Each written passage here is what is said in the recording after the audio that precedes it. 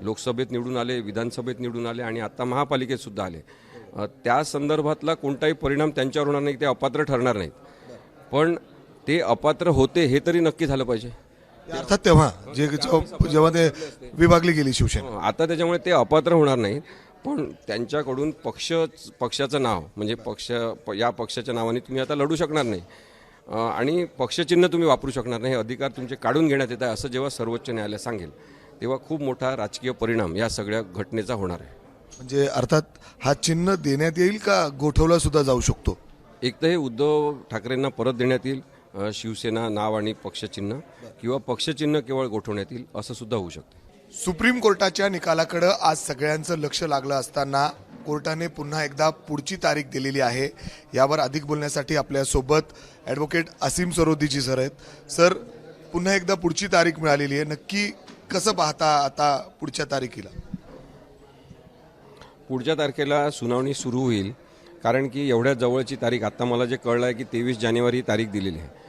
मग ती जर तारीख दिली असेल तर लवकरात लवकर सुनावणी होईल अशी शक्यता वाढलेली आहे. आणि आता न्यायालयाने सुद्धा हे प्रकरण गंभीरपणे घेतलेलं आहे, कारण की ऑलरेडी 3.5 वर्षापासून तारखांवर तारखा याच्यामध्ये होताना आपल्याला दिसतात. आणि 13 करोड लोकसंख्या जवळपास असलेल्या महाराष्ट्रातल्या राजकीय सत्ता संघर्षाचा हा मुद्दा म्हणजे संविधानिक नैतिकतेचा एक परिपाक आहे. आणि संविधानिक नैतिकता कशा प्रकारे टिकणार, संवर्धन होणार आणि संविधानाचा उद्देश जो आहे त्याचं संरक्षण होणार का, हा मुद्दा महत्त्वाचा ठरणार आहे.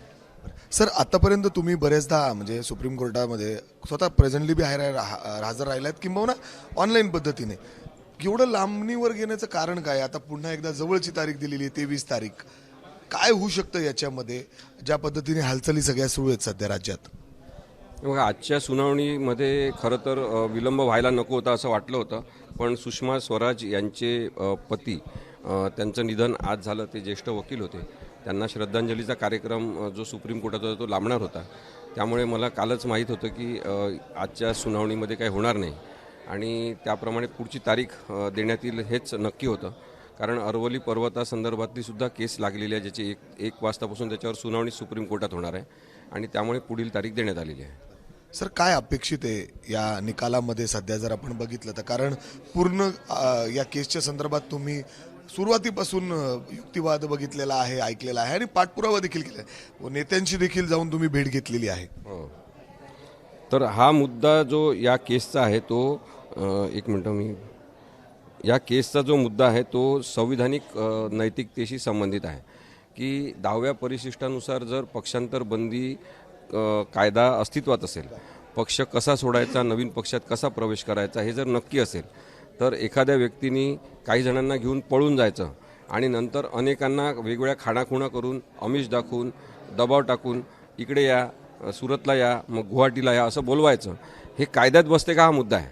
त्यामुळे अशा पद्धतीने पक्षफोडी होणं हे कोणत्याच राजकीय पक्षासाठी चांगलं नाही. म्हणजे इव्हन माझं म्हणणं आहे भारतीय जनता पक्षासाठी सुद्धा ते चांगलं नाही. कारण की राजकारण म्हणजे मानसिक डोकेदुखी ठरण्याचा प्रकार या प्रकरणानंतर सुरू झालेला आहे की दररोज प्रत्येक राजकीय नेता उठून पाहिल की माझ्यासोबतचे माझ्यासोबत आहेत का, की पळून गेले. अशा मानसिक अवस्थेमध्ये राजकारणाला ढकलणारा हा जो प्रकार आहे तो पूर्ण बेकायदेशीर, असंविधानिक स्वरूपाचा असल्यामुळे त्याबद्दल चं विश्लेषण हे न्यायालयामध्ये झालं पाहिजे आणि म्हणून हा निकाल महत्त्वाचा आहे.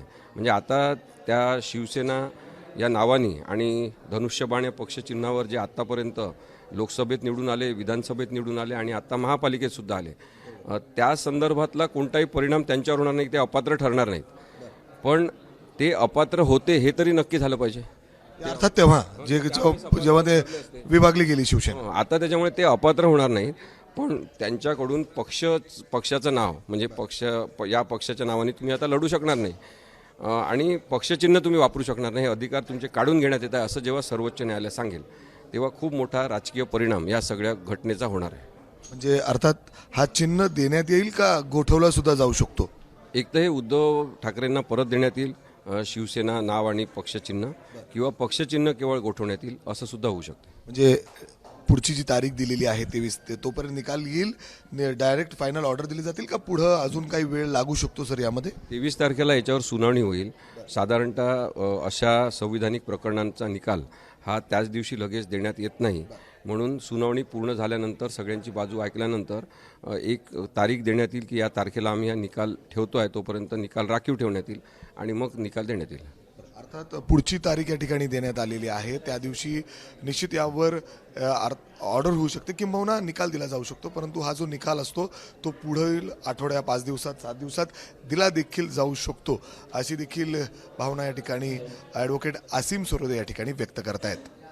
कॅमेरा राजेश बिडकरचं मी मिकी घई, एबीपी माझा, पुणे. एबीपी माझा, उघडा डोळे बघा नीट.